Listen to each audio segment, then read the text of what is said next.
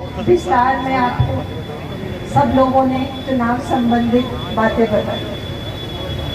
मैं कृष्ण पाल राठी जी का दिल की गहराइयों से धन्यवाद अदा करना चाहती हूँ कि उन्होंने उस महान शख्सियत को याद करा जिसका नाम चौधरी अजीत सिंह जी। मैं नम आंखों से उनको प्रणाम भी करना चाहती हूँ, उनको श्रद्धांजलि भी देना चाहती हूँ। शायद मिथिलेश पाल जी को याद होगा, वो 2009 का वर्ष मैं चुनाव हार गई थी और एक ऐसे व्यक्ति से हारी थी, मुझे भी शर्मिंदगी हुई। मेरी भांजी थी, उस समय वो एमपी बन के आई थी, मैं हार गई थी। उसने कहा ये क्या हो गया, ये जो एमपी बन के आए इनको तो शपथ भी नहीं लेनी आती। तो मैंने कहा ये राजनीति है और ये डेमोक्रेसी का जीता जागता मिसाल है। उसके बाद मैं चौधरी अजीत सिंह जी को बधाई देना चाहती हूँ कि उन्होंने एक कठोर कदम उठाया। उन्होंने एक ऐसी महिला को टिकट दी जो एक वंचित समाज से ताल्लुकात रखती। आपको याद होगा बहन जी कि सब लोगों ने चौधरी साहब को डराने की कोशिश करी।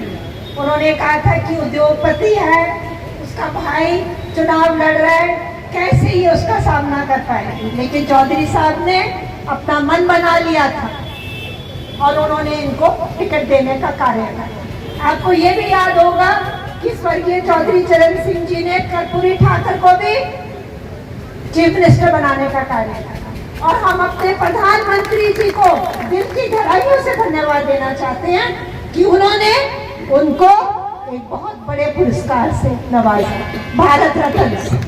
उन्होंने स्वर्गीय चौधरी चरण सिंह जी को भी उस पुरस्कार से नवाजा। और जो सोशल इंजीनियरिंग हमारे प्रधानमंत्री जी ने की है, उसकी जीती जागती मिसाल हरियाणा प्रदेश। सब लोग बोलते थे, हमारे भाई जो बहुत ही लोकप्रिय नेता हैं संजीव बालियान जी वहां पे थे, मैं भी इनसे बात करती थी। सारे एक ही बात कहते थे कि कांग्रेस की सरकार आ रही है। लेकिन एक गरीब घर का बेटा नायब सिंह सैनी को मुख्यमंत्री बनाने का कार्य हमारे लोकप्रिय प्रधानमंत्री जी ने करा और वो हरियाणा जैसी विकसित स्टेट के चीफ मिनिस्टर बने।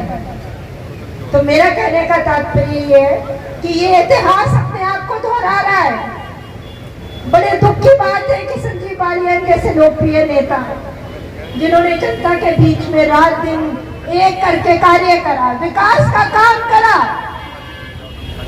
और जो नतीजा निकला आप सब जानते हैं। तो मेरी आपसे सिर्फ हाथ जोड़ के एक ही गुजारिश है कि वो फिर से मत दोहराना। वही समय है, वही लम्हा है, इतिहास अपने आप को दोहराना। वही परिवार लड़ रहा है, पहले इनके भाई लड़ रहे थे, आज इनकी बहुरानी लड़ रही है।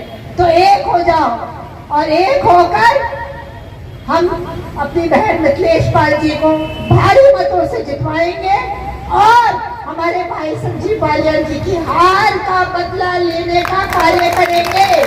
आज इस मंच के माध्यम से हम हार खड़े होकर इजहार करें कि इनकी हार का बदला आप लोग लेंगे या नहीं लेंगे। बहुत बहुत धन्यवाद और बहन जी को पहली बधाई दें।